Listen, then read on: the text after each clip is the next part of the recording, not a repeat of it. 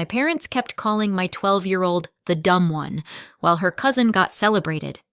At their anniversary, they announced that the cousin would inherit everything, the house and the $280,000 family trust fund.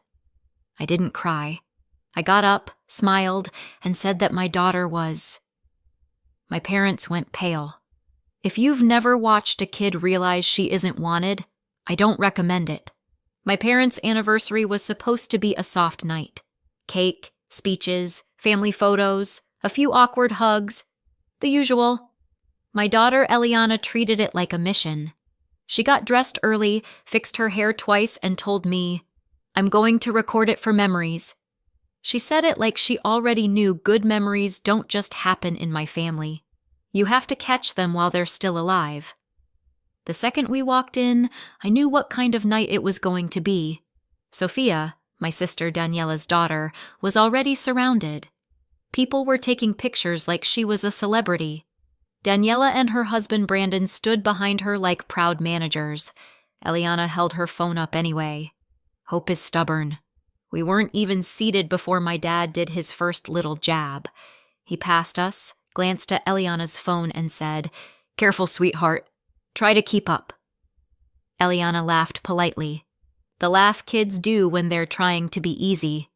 Then my mom swooped in, kissed Eliana's cheek, and said, "There's my little..." She paused, looked Eliana up and down, and finished with, "Helper." Not granddaughter, not sweetheart. Helper. Eliana's smile twitched but stayed. Dinner started. The room got louder. Phones went up. A videographer circled like a shark with a nice camera. Then the slideshow came on. 20 photos of Sophia. Awards. Smiling. Center stage. One photo of Eliana. Mid-sneeze. Eliana saw it. I saw her see it. She didn't say anything. She just held the phone a little lower, like she was adjusting the angle. Like she could fix it. Then my dad took the microphone. He did the whole 40 years speech, then he smiled like he was about to do something generous. "Tonight," he said, "we're also celebrating the future of this family." Daniela's hand landed on Sophia's shoulder. Sophia smiled like she'd rehearsed it. My dad said, loud and clear, "Sophia will inherit the house." Applause. My mom stepped in smoothly, taking the mic like she'd been waiting for it. Her smile was bright and camera ready. "And the family trust, $280,000, she said, nodding toward Sophia. "That goes to Sophia too. All of it. Eliana is not included." More applause. People actually cheered. Like Inheritance is a talent show, Eliana's phone stayed up for a second longer, like she was waiting for someone to say her name. No one did. As my parents stepped away from the mic, my dad leaned toward a guest at the front table and chuckled, just loud enough to carry, "You know how it is. One's the genius, and the other one's the dumb one." Eliana's phone dipped so fast the camera caught tablecloth. Not slowly, not politely, like her body did it before her brain could pretend she didn't hear. The room laughed. Not everyone. Enough. The kind of laughter people do when they're relieved it isn't them. Eliana went perfectly still. Like if she didn't move, it wouldn't hurt as much. Like she could disappear and make it easier for everyone. I didn't cry. I got up. I smiled. And I said that my daughter was... When I finished that sentence, my parents went pale. I should probably explain something. This wasn't a one-off. My parents didn't wake up that morning and decide to be cruel for fun. They've been doing this for decades.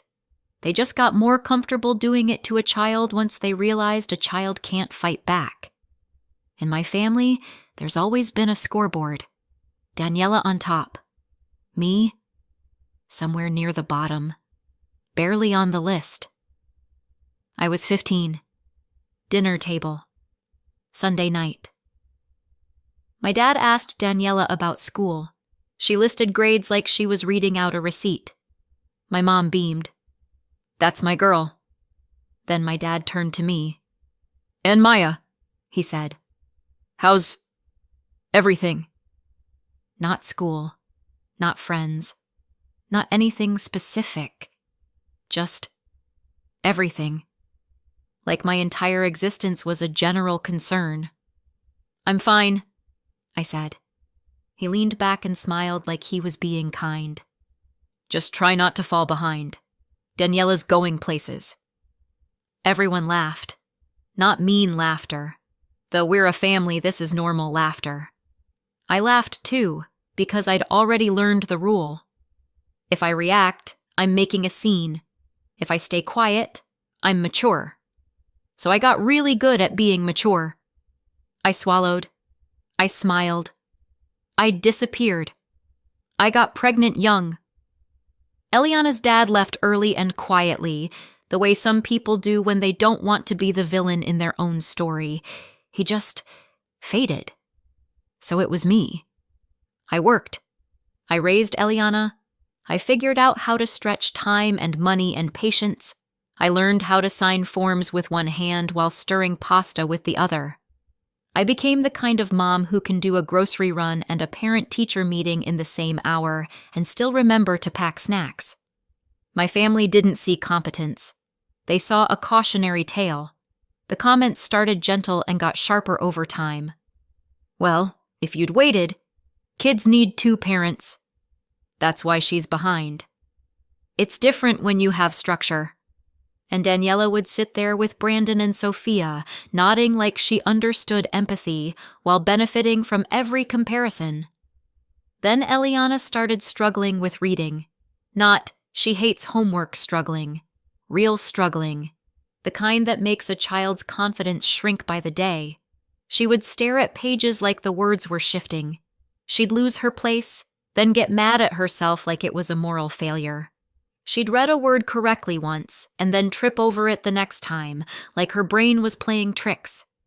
One night she slammed her book shut and whispered, "Why can't my brain just work?" That sentence stays with you, so I got her evaluated. Dyslexia. Not rare, not shameful, not a death sentence. Just a different brain doing its thing in a world that likes everything neat and linear.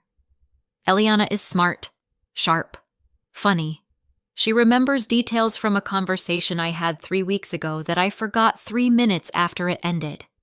She connects patterns. She's creative in ways that make adults blink. She just doesn't process letters the way my parents think smart looks. My parents didn't respond with curiosity. They responded with judgment dressed up as concern. "Oh," my mom would say, "that's hard." Last year at a holiday gathering, Eliana tried to read a card out loud, slowly, carefully, because she was trying. Someone laughed, loudly. "Honey, take your time. We'll be old by the time you finish." A few people chuckled. Sophia snatched the card. "I can do it," she said, bright and confident. The room clapped like Sophia had just rescued everyone from a burning building. I looked at my parents, waiting, hoping. Maybe this time they'd say something. My mom smiled and said, "See? That's what confidence looks like." Eliana didn't cry until we got in the car. Halfway home, she asked, quietly, "Mom, am I stupid?" I pulled over so fast I almost made the seatbelt lock. I turned to her and said, "No, you're not stupid. You're different. Different isn't bad." That's when something changed in me. It's one thing to tolerate cruelty aimed at me. I've had practice swallowing it. It's another thing to watch it land on my child and call it love. Grandma Elena saw it. She always saw more than anyone wanted her to. She was my mom's mother, but she didn't move like my mom. She didn't perform kindness. She was kind. There's a difference. In the last months before she died, I visited her more often. Eliana liked my grandma because Grandma didn't talk to her like she was fragile.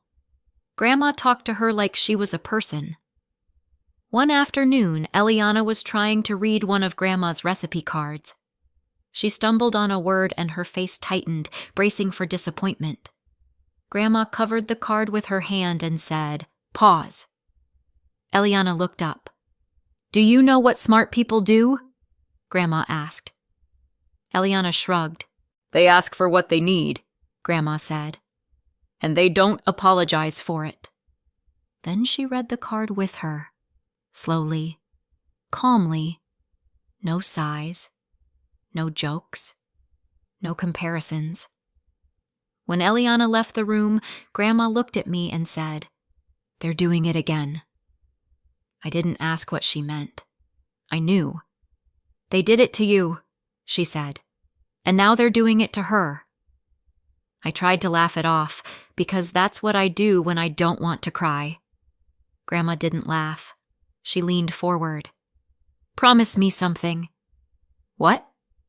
If they ever humiliate that girl publicly, if they try to cut her out like she doesn't matter, you don't sit there and take it. I blinked. Grandma, promise me. I promised. A week later, I visited Grandma again. She looked tired, but her eyes were sharp. She gestured to a stack of documents on her side table. I won't pretend I knew what they were. My family's idea of bonding is not explaining paperwork. But Grandma tapped the stack and said quietly, I'm putting protections in place. For what? I asked. For your daughter, she said. And for you. Then she added, almost like an afterthought, because your mother likes to pretend she doesn't know what's happening, and your father likes to pretend cruelty is honesty. I swallowed. They'll be furious. Grandma's mouth twitched. Let them. 8 months ago, Grandma died. My family grieved loudly, posted tributes, talked about how close we all were, which is always fascinating to hear from people who forget my child's birthday but remember Sophia's award schedule. A few weeks after the funeral, there was a knock at my door. It was evening. Eliana was in the living room watching cartoons. I opened the door and saw a man in a coat holding a leather folder. Ms. Maya Friedman, he started. Yes? I'm Mr. Caldwell, he said. I represented your grandmother. My stomach dropped. My first thought was debt, or a mistake, or some adult mess that would land in my lap because that's how life works. Mr. Caldwell's eyes flicked past me toward the living room, where Eliana laughed at something on screen. He lowered his voice. May I come in for a moment? I let him in. He didn't sit right away.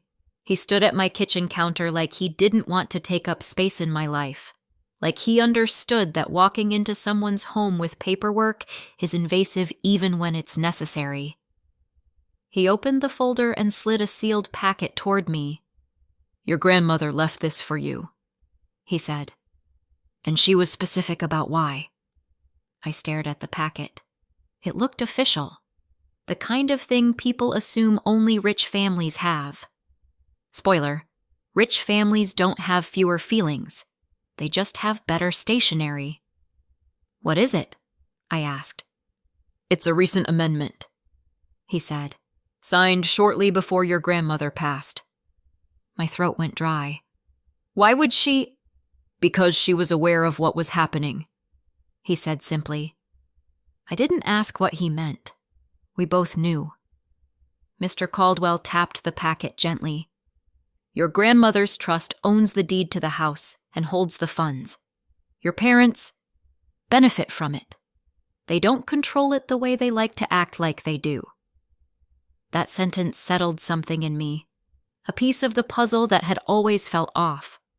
My parents always spoke about the house like it was a crown, like they could hand it to Sophia at a microphone. Mr. Caldwell continued, This amendment only matters if they ever try to cut your daughter out in a way that can't be denied. Something documented, an email, a written statement, a recorded announcement. I stared at him. Why that kind of trigger? He didn't smile, but something in his eyes softened. Because your parents are careful. They say things just softly enough to rewrite them later. Your grandmother didn't want this turning into a he said, she said. He pushed the packet toward me. You're not meant to threaten them with this. You don't wave it around. You keep it safe. I swallowed. And if they do it? Mr. Caldwell's voice dropped slightly. Then the trust does what your grandmother designed it to do. He didn't explain every detail. He didn't need to. He gave me the instruction and the tool. Then he left. I stood in my kitchen holding the packet like it was both a shield and a grenade. I didn't want to use it. I didn't want to be the kind of person who brings paperwork to a family event. But when the anniversary invitation arrived with celebrating our legacy in glittering script, my stomach did that slow sink. So I put the folder in my bag, just in case. And then we walked into that room full of cameras, and my parents did it out loud. When I stood up at that dinner, I didn't feel brave. I felt steady, like my body had decided we weren't doing fear tonight. My parents were mid-applause, mid-performance. Daniela was smiling like a statue. Sophia looked thrilled and slightly overwhelmed in the way kids do when adults turn them into trophies. Eliana stared at the tablecloth like it had suddenly become the safest place to put her eyes. I made myself speak before I could overthink it. I got up, my brain narrated uselessly, because apparently my brain likes drama too. I smiled, because the smile matters. A smile is disarming. A smile is also a warning wrapped in politeness. And I said, loud enough for the microphones and the phones and the videographer, my daughter was named a beneficiary. The room didn't stop all at once. It was more like a wave hitting a shoreline. A few claps died midair. A laugh got stuck somewhere in someone's throat. The videographer angled toward me like his instincts kicked in. My dad blinked slowly. My mom's hand tightened around her champagne flute. I didn't give them time to build momentum. Of Grandma Elena's trust, I added, because I was not about to let this turn into a vague argument. The trust that owns the house. The trust that holds the $280,000. Silence. Not polite silence. The kind of silence where people are holding their breath because something is about to break. My dad stepped forward like he could physically push my words back into my mouth. Maya, he said, voice low. Sit down. Not, what do you mean? Not, is Eliana okay? Just control. My mom smiled too brightly. Sweetheart, she said, you must be confused. Daniela stood up so fast her chair scraped. Brandon's hand went to her elbow like he was managing a PR crisis. Sophia looked around, confused, because kids can sense when adults are lying even if they don't know what the lie is. I pulled the folder from my bag and held it up. I didn't open it. I didn't read paragraphs. I just held it long enough for the people nearest me to see the heading and the signature at the bottom. Grandma Elena's name. My mom made a small, sharp inhale like she'd been slapped. My dad's face went an unhealthy shade of gray. That's not... Daniela started. Brandon stepped in, loud. This is inappropriate. I almost laughed. Because yes, Brandon, it is inappropriate. So is publicly erasing a child with a microphone. But sure, let's discuss manners now. My dad's voice rose. Where did you get that? From Grandma's attorney, I said calmly. After the funeral. My dad shook his head. That's impossible. We're the trustees. You were, I said, and watched that word land. My mom's smile wobbled. Maya, we were speaking generally. We didn't say Eliana gets nothing. I nodded toward the sea of raised screens. You want to tell all those cameras you didn't say it? Then I looked at Eliana. Her phone was still on the table, angled wrong now, not recording. She held it like a shield. Her eyes were huge and wet, but refusing to spill. I didn't let this become another memory she'd have to survive. This isn't about interpretation, I said. You said it out loud. My dad's hand twitched toward the folder. Instinctively, I stepped back. Not dramatic, not scared, just protective. like you do when someone reaches for your child." Daniela started talking fast, like speed could outrun reality. "You're doing this because you're jealous. You've always—" "No," I cut in. "I'm doing this because you called my kid the dumb one in front of a room full of cameras and then announced she gets nothing." The room shifted. People looked at each other. Someone's face tightened in discomfort. Because even if they'd laughed earlier, no one likes being reminded they laughed. My mom's voice went shrill. "You did," I said. "And tonight is recorded. That's why Grandma wrote it the way she did." My dad's jaw worked like he was chewing on something bitter. "What does it even mean?" Someone at a nearby table whispered. I kept it short. Human. Clear. "It means," I said, "you don't get to cut Eliana out and keep living off Grandma's trust like it's your personal trophy shelf." I saw my dad's nostrils flare. He leaned forward. "You're humiliating us." I tilted my head. "Yes," I said quietly. "Funny how it only counts as humiliation when it happens to you." My mom's eyes flashed. "You're ruining our anniversary." I glanced at Eliana, then back at them. "You ruined a 12-year-old, I said. "I'm just refusing to participate." I didn't stay to argue the details. I didn't stay to be baited. I didn't stay because my daughter was still in the room, and the point was never to win a fight in front of her. I turned to Eliana, held out my hand, and said, "Let's go home." She stood so quickly her chair nearly tipped. As we walked away, my dad called after me, voice sharp and loud, meant for every phone. "This isn't over. We'll contest it." I didn't turn around. I just said, over my shoulder, "Good luck saying you never said it, when you said it into a microphone." And we walked out. We didn't make it to the parking lot before my phone started vibrating like it was possessed. My dad, my mom, Daniela, Brandon. A relative saved as Aunt Renee, because yes, we can name at least one enabler in this story. Eliana walked beside me like she was bracing for impact. In the car, she stared out the window and whispered, "Am I in trouble?" That question hit me harder than anything my parents said. "No," I said immediately. "You are not in trouble. You did nothing wrong." She nodded, still tense. "Did I ruin their night?" she asked. I let out a short laugh, dry, tired. "Honey, they ruined their own night. They've been practicing for years." That made her mouth twitch like she almost smiled, then stopped herself like she wasn't sure she was allowed to. When we got home, I made hot chocolate like it was a spell.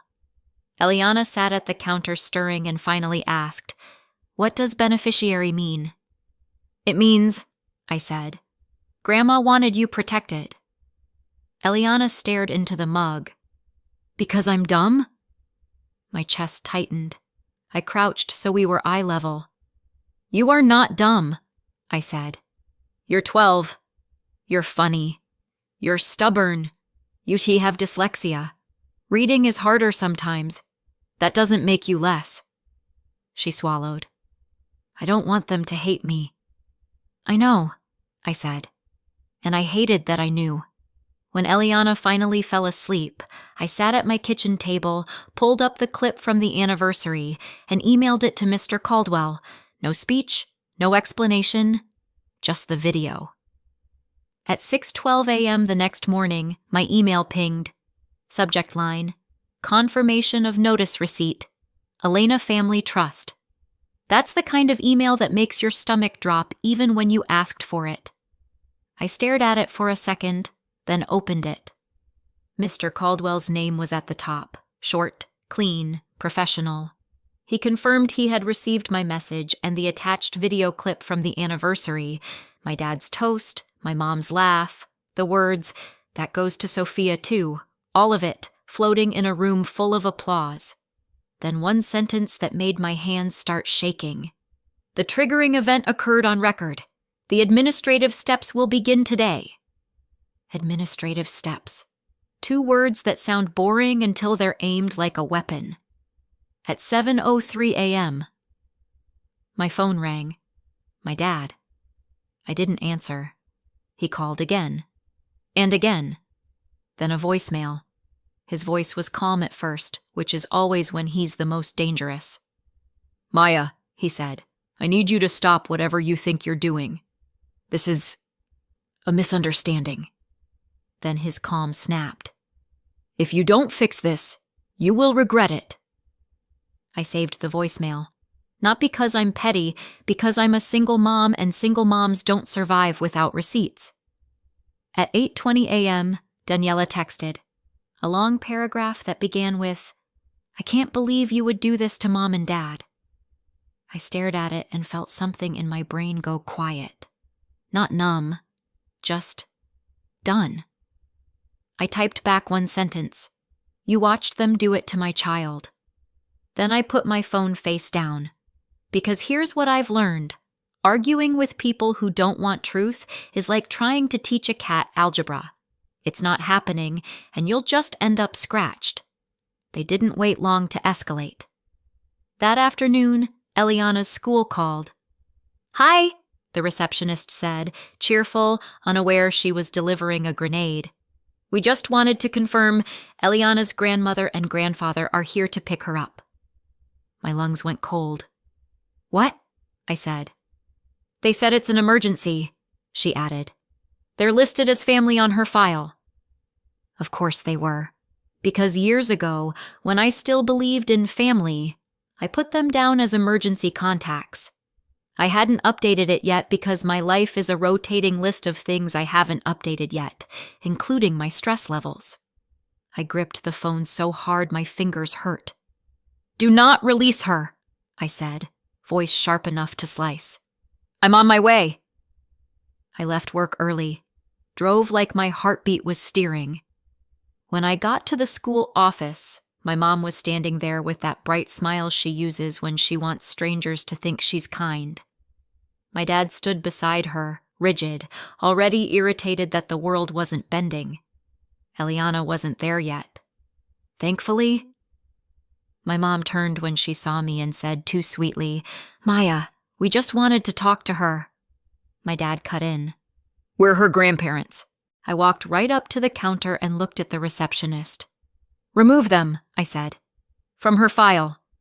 Right now." My mom's smile faltered. "Maya, don't do this." My dad's voice dropped. "You're making this worse." I looked at him. "No," I said.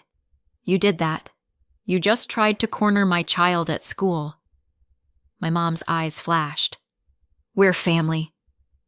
I laughed once, small, sharp. "You don't get to use that word after last night."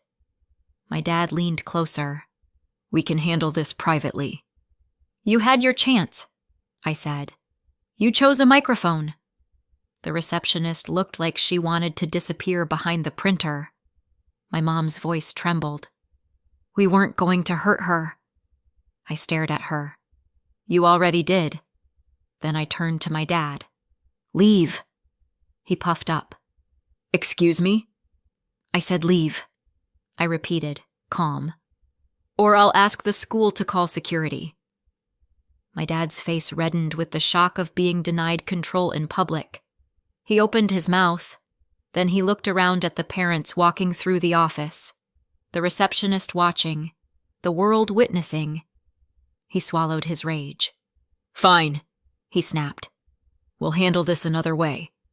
And they walked out. When Eliana came down a minute later, she saw my face and froze.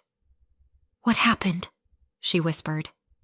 I knelt in front of her and smoothed her hair back. My hands were shaking.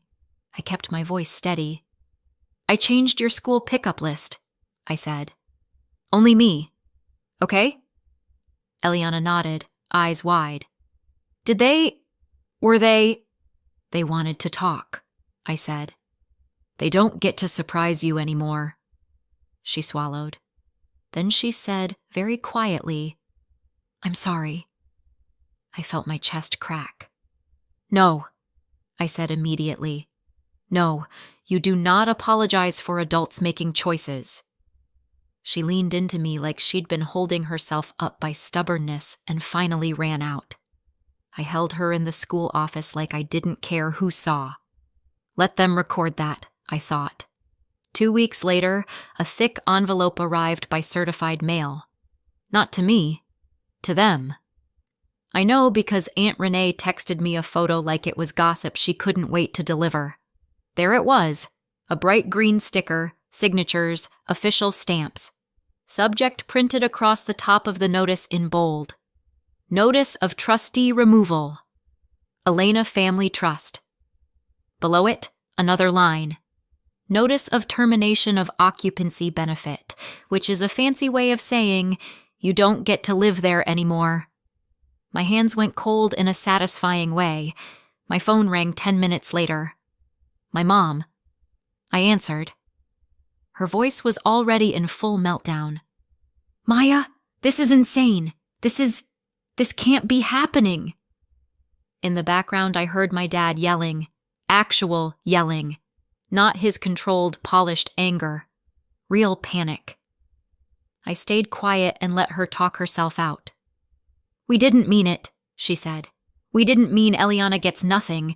We were celebrating. You were performing, I said calmly.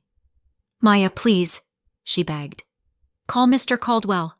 Tell him to stop this. I exhaled slowly. I can't, I said. And even if I could, I wouldn't. Her breath hitched. You're punishing us. No, I said. I'm protecting her. My dad's voice cut in from the background, loud enough that the phone picked it up. She planned this. She's always been bitter. My mom whispered, Stop, to him, like she was trying to manage a fire with a paper towel. Then she came back, voice trembling. We're going to contest it. I kept my voice flat. You can try. We'll tell them you manipulated her, my mom snapped, desperation sharpening. We'll tell them Grandma wasn't well. I felt my pulse rise, but my voice stayed steady. Then you should probably stop talking, I said, because you're still on speaker and I'm still recording. Silence. Then my dad screamed something in the background that sounded like a chair scraping. My mom's voice dropped to a whisper. You're recording me? I'm a single mom, I said. I record everything. I hung up. The official email hit my inbox 3 days later. Subject line. Establishment of subtrusts. Beneficiary allocation confirmed. I opened it with my heart in my throat. It was short. Clean. No drama. Just facts. 2 subtrusts were being established. One for Eliana, one for Sophia. 50% each. The $280,000 would be divided. $140,000 into each protected account. The house, because you can't split a house like a cupcake, would be listed for sale, and the proceeds would be placed into the 2 subtrusts, 50-50 once sold. A timeline at the bottom, occupancy benefit terminated, vacate by 30 days from notice date. 30 days. My parents had built their identity around that house. It wasn't just a home. It was their stage. And now the stage lights were shutting off. I sat at my kitchen table and stared at the email until my eyes burned. Then Eliana came in and asked, Mom, are we okay? I looked at my daughter, this kid who had been called the dumb one by adults who should have protected her, and something in me softened. We're okay, I said. We're safe. She nodded slowly. Does that mean they'll stop? I swallowed. I can't control what they do, I said honestly, but I can control what they get access to. Eliana's eyes flicked up. Access? I smiled a little. Yeah, I said. Access. That night I emailed the school again, updated every contact, updated every permission list, updated everything I should have updated earlier. Then I sent one text to my mom and dad. One sentence. You don't contact Eliana without me. Ever. My dad replied immediately, You can't keep her from us. I stared at the screen and typed back, Watch me. I later learned the video didn't just circulate. It detonated. Not because I posted it. I didn't. I had a kid to tuck in and a school pickup list to rewrite. But family group chats don't need my help. They're basically wildfire with thumbs. Aunt Renee, yes, the same one who laughed, forwarded the clip like it was a breaking news alert. Someone else added captions. Someone else zoomed in on my mom's face when she said, Eliana is not included. Within 24 hours, half the family had seen it, and the other half was pretending they hadn't, while still forming very loud opinions about it. My parents tried the usual cleanup routine. It was taken out of context. It was a joke. We never said that. They even tried, Mom was just emotional, like that made the words disappear. It didn't work, because this time, their words weren't floating in the air. They were sitting in everyone's camera roll. The house sold 3 months later. It went for $1.2 million. Not a penny of it went to my parents. Not a, we'll set aside a little for you. Not a temporary stipend. Nothing. The sale proceeds went straight into the 2 sub-trusts, exactly like the notice said, 50-50. So after closing costs and fees, the trust deposited the split into the protected accounts, Eliana's share and Sophia's share, and my parents were officially, permanently, completely cut off. They lost the house. They lost trustee control. They lost the lifestyle cushion. They lost the ability to dangle inheritance like a leash. And the best part? They lost it because they couldn't resist humiliating a child into a microphone. My dad called me the day the sale finalized. His voice was calm in that scary way, like he was trying to pretend he still had leverage. We need help, he said. Not, I'm sorry. Not, I was wrong. Just, we need. I said, you should ask Daniela. Click. Because yes, my parents went straight to Daniela. They expected their favorite to rescue them. Daniela didn't. She protected Sophia's half like it was Fort Knox and told my parents, very plainly, that she wasn't giving them a cent. She blamed them for triggering the clause in the first place, and then she went right back to her life, which was deeply on brand. My parents spent years teaching her that legacy is a prize and love comes with conditions. Daniela just applied that lesson to them when it stopped being convenient.